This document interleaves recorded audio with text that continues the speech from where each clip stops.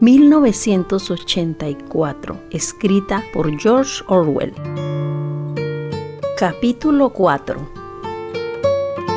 Con el hondo e inconsciente suspiro que ni siquiera la proximidad de la telepantalla podía ahogarle cuando empezaba el trabajo del día, Winston se acercó al hablaescribe, sopló para sacudir el polvo del micrófono y se puso las gafas. Luego desenrolló y juntó con un clip 4 pequeños cilindros de papel que acababan de caer del tubo neumático situado sobre el lado derecho de su mesa de despacho. En las paredes del cubículo había 3 orificios. A la derecha del hablaescribe, un pequeño tubo neumático para mensajes escritos. A la izquierda, un tubo más ancho para los periódicos. Y en la otra pared, al alcance de Winston, una hendidura grande y oblonga protegida por una rejilla de alambre. Esta última servía para tirar el papel sobrante. Había hendiduras semejantes a miles o a decenas de miles por todo el edificio, no solo en cada despacho, también cada pocos metros. Las llamaban agujeros de la memoria. Cuando un empleado sabía que un documento había de ser destruido, o incluso cuando alguien veía un pedazo de papel por el suelo o por alguna mesa, constituía ya un acto automático levantar la tapa del agujero de la memoria más cercano y tirar el papel en él. Una corriente de aire caliente se llevaba el papel enseguida hasta los enormes hornos ocultos en algún lugar desconocido de los sótanos del edificio. Winston examinó las 4 tiras de papel que había desenrollado. Cada una de ellas contenía 1 o 2 líneas escritas en el argot abreviado. No era exactamente neolengua, pero consistía principalmente en palabras neolingüísticas que se usaba en el ministerio para fines internos. Decían así: Times 17-384, discurso GH mal registrado, África, rectificar. Times 19-1283, predicciones, plan trienal, 4º trimestre, 83 erratas, comprobar número corriente. Times 14-284, minibundancia, mal citado chocolate, rectificar. Times 3-1283, referente, orden día, GH, doble plus noveno, red, no personas, reescribir, completo, enviado, antes archivar. Con cierta satisfacción, Winston apartó el 4º mensaje. Era un asunto intrincado y de responsabilidad y prefería ocuparse de él al final. Los otros 3 eran tarea rutinaria, aunque el segundo le requiriera una serie de datos fastidiosos. Winston pidió por la telepantalla los números correspondientes del Times, que le llegaron por el tubo neumático pocos minutos después. Los mensajes que había recibido se referían a artículos o noticias que por una u otra razón era necesario cambiar, o, como se decía oficialmente, rectificar. Por ejemplo, en el número del Times del 17 de marzo había aparecido que el Gran Hermano en su discurso del día anterior había predicho que el frente de la India meridional seguiría en calma, pero que en cambio se desencadenaría una ofensiva eurasiática muy pronto en África del Norte. Como quiera que el alto mando de Eurasia había iniciado su ofensiva en la India del Sur y había dejado tranquila al África del Norte, era por tanto necesario escribir un nuevo párrafo del discurso del Gran Hermano con objeto de hacerle predecir lo que había ocurrido de verdad. Y en el Times del 19 de diciembre del año anterior se habían publicado los pronósticos oficiales sobre el consumo de ciertos productos en el 4º trimestre de 1983, que era también el 6º grupo del 9º plan trienal. Pues bien, el número de hoy contenía una referencia al consumo real y resultaba que los pronósticos se habían equivocado muchísimo. El trabajo de Winston consistía en cambiar las cifras originales para que coincidieran con las posteriores posteriores. En cuanto al tercer mensaje, se refería a un error muy sencillo que se podía arreglar en un par de minutos. Muy poco tiempo antes, en febrero, el Ministerio de la Abundancia había lanzado la promesa, según la expresión oficial, el compromiso categórico de que no habría reducción de la ración de chocolate durante el año 1984. Pero la verdad era, como Winston sabía muy bien, que la ración de chocolate sería reducida de los 30 gramos que daban a 20 al final de aquella semana. Como se verá, el error era insignificante y el único cambio necesario era sustituir la promesa original por la advertencia de que probablemente habría que reducir la ración hacia el mes de abril. Cuando Winston tuvo preparadas las correcciones, las unió con un clip a los ejemplares correspondientes del Times que le habían enviado y lo mandó todo por el tubo neumático. Entonces, con un movimiento casi inconsciente, arrugó los mensajes originales y todas las notas que él había hecho sobre el asunto y los tiró por el agujero de la memoria para que los devoraran las llamas. Él no sabía con exactitud lo que sucedía en el invisible laberinto a donde iban a parar los tubos neumáticos, pero tenía una idea general. En cuanto se reunían y ordenaban todas las correcciones que había sido necesario introducir en un número determinado del Times, ese número volvía a ser impreso. El ejemplar original se destruía y el ejemplar corregido ocupaba su puesto en el archivo. Este proceso de continua alteración no se aplicaba solo a los periódicos, sino también a los libros, revistas, folletos, carteles, programas, películas, bandas sonoras, historietas para niños, fotografías, es decir, a toda clase de documentación o literatura que pudiera tener algún significado político o ideológico. Diariamente y casi minuto por minuto, el pasado se iba actualizando. De ese modo, todas las predicciones hechas por el partido resultaban acertadas según prueba documental, pues jamás se permitía que ninguna noticia ni expresión de opinión que chocasen con los intereses del momento quedaran registradas. Toda la historia se convertía así en un palincesto borrado y vuelto a escribir con tanta frecuencia como hiciera falta. En ningún caso habría sido posible demostrar la existencia de una falsificación. La sección más nutrida del departamento de registro, mucho mayor que aquella donde trabajaba Winston, se componía sencillamente de personas cuyo deber era recoger todos los ejemplares de libros, diarios y otros documentos que se hubieran quedado obsoletos y tuvieran que ser destruidos.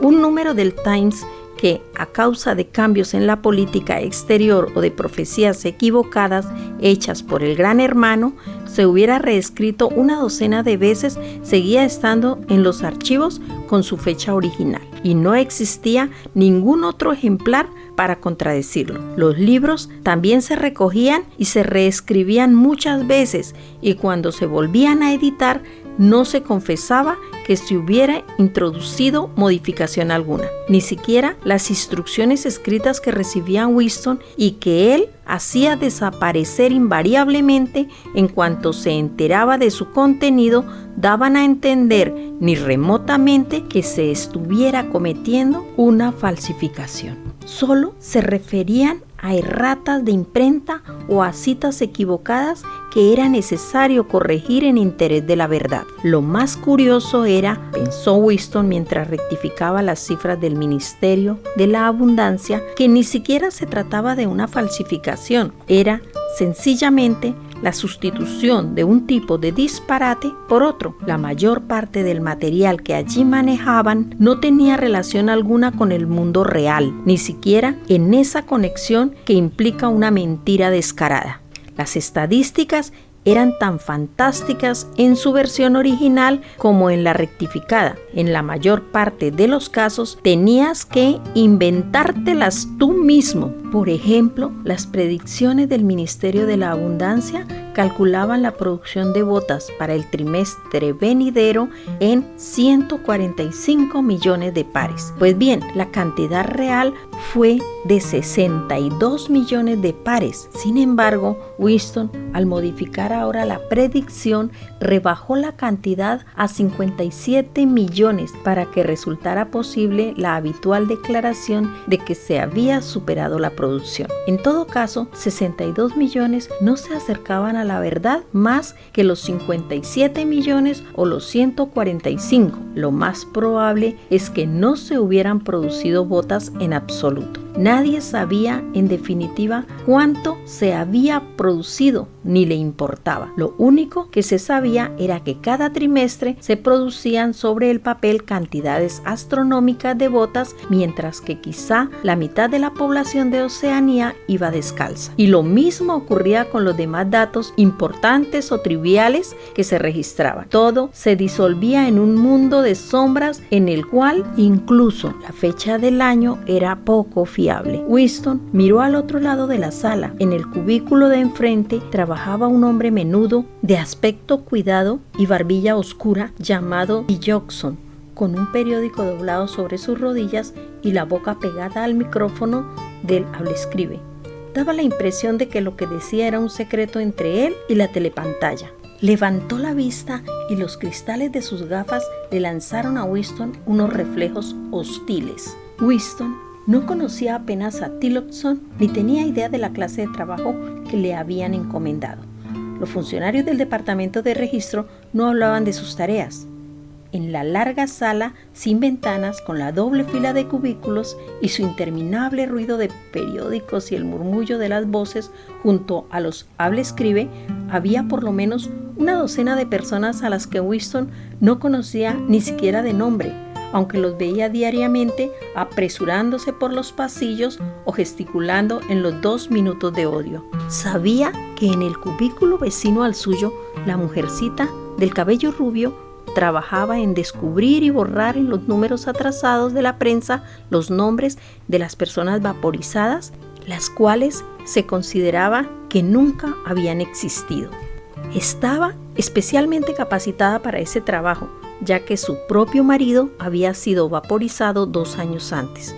Y pocos cubículos más allá, un individuo apacible, soñador e ineficaz llamado Ampleford, con orejas muy peludas y un talento sorprendente para rimar y medir los versos, se encargaba de redactar los textos definitivos de poemas que se habían vuelto ideológicamente ofensivos, pero que por una u otra razón continuaban en las antologías. Aquella sala, con sus 50 funcionarios, era solo una subsección, una pequeñísima célula, por así decirlo, de la enorme complejidad del departamento de registro.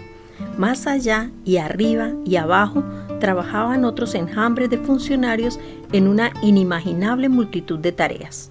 Allí estaban las grandes imprentas con sus expertos en tipografía y sus bien dotados estudios para la falsificación de fotografías. Había la sección de teleprogramas con sus ingenieros, sus directores y equipos de actores escogidos especialmente por su habilidad para imitar voces. Había también un gran número de empleados cuya labor solo consistía en redactar listas de libros y periódicos que debían ser revisados. Los documentos corregidos se guardaban y los ejemplares originales eran destruidos en hornos ocultos. Por último, en un lugar desconocido, de manera casi anónima, estaban los cerebros que coordinaban todos esos esfuerzos y establecían las líneas políticas según las cuales un fragmento del pasado había de ser conservado, otro falsificado y otro borrado de la existencia. El departamento de registro, después de todo, no era más que una simple rama del Ministerio de la Verdad, cuya principal tarea no era reconstruir el pasado, sino proporcionarles a los ciudadanos de Oceanía periódicos, películas, libros de texto, programas de telepantalla, obras de teatro, novelas, con toda clase de información, instrucción o entretenimiento. Fabricaban desde una estatua hasta un eslogan, de un poema lírico a un tratado de biología y desde una cartilla escolar hasta un diccionario de neolengua. Y el ministerio no solo debía atender a las múltiples necesidades del partido, sino también repetir toda la operación en un nivel más bajo a beneficio del proletariado. Había toda una cadena de secciones independientes que se ocupaban de la literatura, la música, el teatro y en general todos los entretenimientos para los proletarios. Allí se producían periódicos que no contenían más que informaciones deportivas, sucesos y astrología, noveluchas sensacionalistas, películas que resumaban sexo y canciones sentimentales compuestas por medios exclusivamente mecánicos en una especie de calidoscopio llamado versificador. Había incluso una sección conocida en neolengua con el nombre de Pornosec, encargada de producir pornografía de clase ínfima y que se enviaba en paquetes sellados que ningún miembro del partido, aparte de los que trabajaban en esa misma sección, tenía permitido abrir.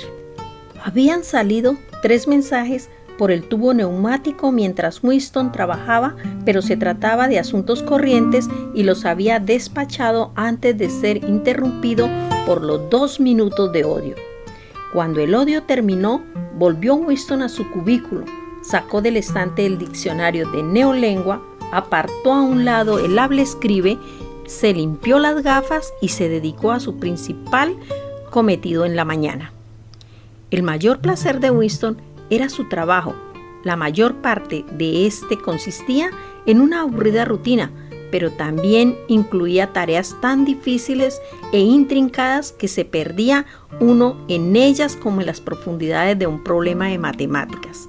Delicadas labores de falsificación en que solo podías guiarte por tu conocimiento de los principios de Socin y por lo que se suponía que el partido quería que dijeras. Winston servía para esto. En una ocasión le encargaron incluso la rectificación de los editoriales del Times que estaban escritos totalmente en neolengua. Desenrolló el mensaje que antes había dejado a un lado. Decía: Times 3, 1283, referente, orden día, GH, doble plus noveno, ref, no personas, reescribir, completo, enviaut, antes archivar. En vieja lengua o inglés estándar quedaría así: la información sobre el orden del día del Gran Hermano en el Times del 3 de diciembre de 1983 es absolutamente insatisfactoria y se refiere a personas inexistentes. Volverlo a escribir por completo y enviar el borrador a la autoridad superior antes de archivarla. Winston leyó el ofensivo artículo. La orden del día del Gran Hermano se había dedicado a alabar el trabajo de una organización conocida como FFCC, que proporcionaba cigarrillos y otros artículos a los marineros de las fortalezas flotantes. Cierto camarada Withers, un destacado miembro del Partido Interior, había sido distinguido con una mención especial y le habían concedido una condecoración, la Orden del Mérito Conspicuo de segunda clase. 3 meses después, la FFCC había sido disuelta sin que se supieran los motivos. Podía pensarse que Withers y sus asociados habían caído en desgracia, pero no había información alguna sobre el asunto en la prensa ni en la telepantalla. Era lo corriente, ya que muy raras veces se procesaba ni se denunciaba públicamente a los delincuentes políticos. Las grandes purgas que afectaban a millares de personas con procesos públicos de traidores y criminales del pensamiento que confesaban abyectamente sus crímenes para ser luego ejecutados, constituían espectáculos especiales que se daban solo una vez cada 2 años. Lo habitual era que quienes caían en desgracia desapareciesen sin más y no se volviera a oír hablar de ellos. Nunca se tenía la menor noticia de lo que pudiera haberles ocurrido. En algunos casos ni siquiera habían muerto. Aparte de sus padres, unas 30 personas conocidas por Winston habían desaparecido en una u otra ocasión. Winston se dio unos golpecitos en la nariz con un clip. En el cubículo de enfrente, el camarada Tillotson seguía misteriosamente inclinado sobre su hablaescribe. Levantó la cabeza un momento. Otra vez los destellos hostiles de las gafas. Winston se preguntó si el camarada Tillotson estaría ocupado con el mismo trabajo que él. Era muy posible. Una tarea tan difícil y complicada no podía estar a cargo de una sola persona.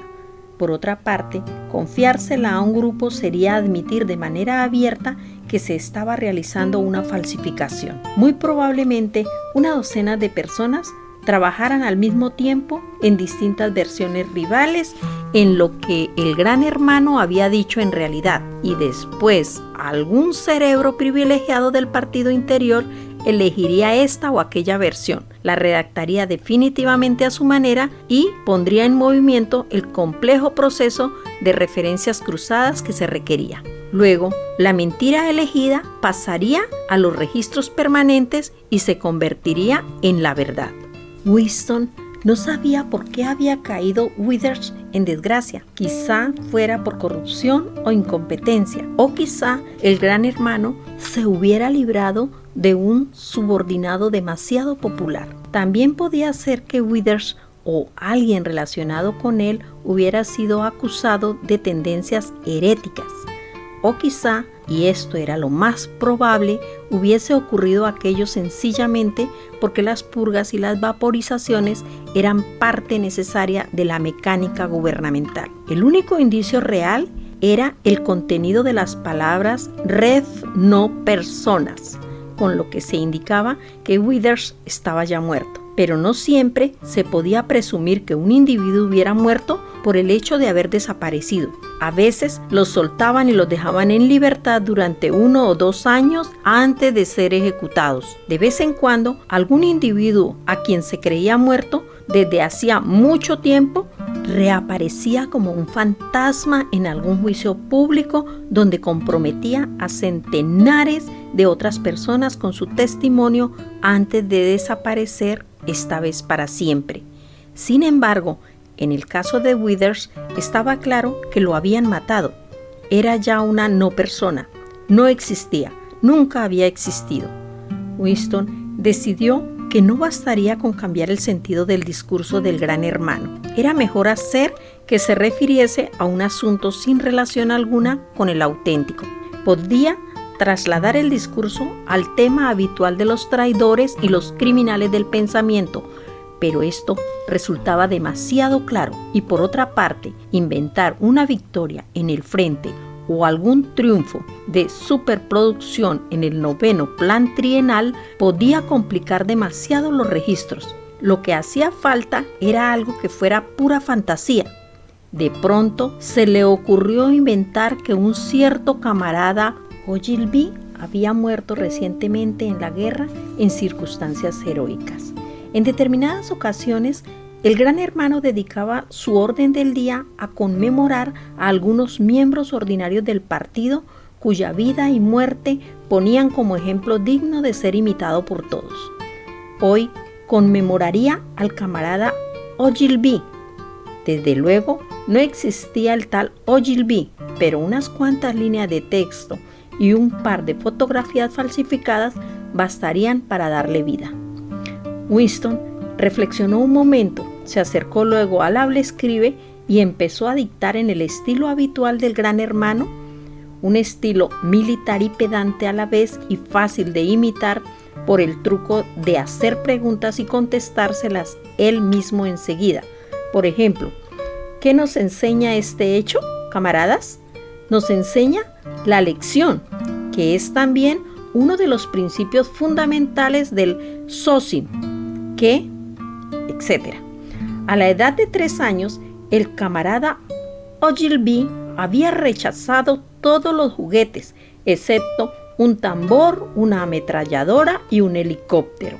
A los 6 años, uno antes de lo reglamentario por concesión especial, se había alistado en los espías. A los 9 años, era ya jefe de tropa. A los 11, había denunciado a su tío a la policía del pensamiento después de oírlo en una conversación donde había mostrado tendencias criminales. A los 17 fue organizador en su distrito de la Liga Juvenil Antisexo. A los 19 había inventado una granada de mano que fue adoptada por el Ministerio de la Paz y que en su primera prueba mató a 31 prisioneros eurasiáticos. A los 23 murió en acto de servicio, perseguido por cazas enemigos de propulsión a chorro mientras volaba sobre el Océano Índico transportando unos mensajes secretos. Se había arrojado al mar con las ametralladoras y los documentos. Un final, decía el Gran Hermano, que necesariamente despertaba la envidia. El Gran Hermano añadía unas consideraciones sobre la pureza y rectitud de la vida del camarada Ogilvy. Era abstemio y no fumador, no se permitía más diversiones que 1 hora diaria en el gimnasio y había hecho voto de soltería por creer que el matrimonio y el cuidado de una familia imposibilitaban dedicar las 24 horas del día al cumplimiento del deber. No tenía más tema de conversación que los principios del socium, ni más finalidad en la vida que la derrota del enemigo eurasiático y la caza de espías, saboteadores, criminales mentales y traidores en general. Winston discutió consigo mismo si debía o no concederle al camarada Ogilvy la orden del mérito conspicuo. Al final decidió no concedérsela porque ello acarrearía un excesivo e innecesario trabajo de referencias cruzadas. De nuevo miró a su rival del cubículo de enfrente. Algo parecía decirle que Tillotson se ocupaba en lo mismo que él. No había manera de saber cuál de las versiones adoptarían finalmente, pero Winston tenía la firme convicción de que elegirían la suya. El camarada Ogilvy, que 1 hora atrás no existía, era ya un hecho. A Winston le resultaba curioso que se pudieran crear hombres muertos y en cambio no hombres vivos. El camarada Ogilvy, que nunca había existido en el presente, era ya una realidad en el pasado y cuando la falsificación quedara olvidada, seguiría existiendo con la misma autenticidad y con pruebas de la misma fuerza que Carlomagno o Julio César.